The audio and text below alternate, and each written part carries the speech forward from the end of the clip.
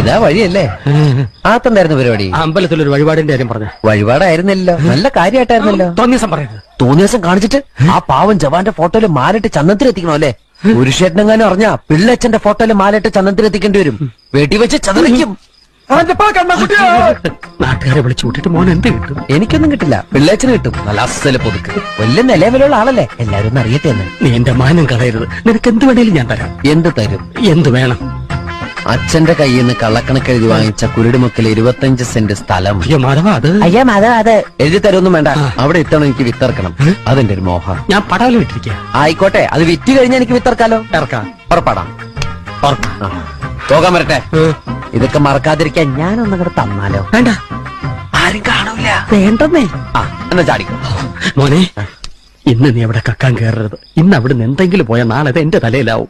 എന്നാ മറ്റന്നാളാവാം. അതിന്റെ പിറ്റേന്ന് എന്റെ തലയിലാവും. സ്ഥിരാണല്ലേ?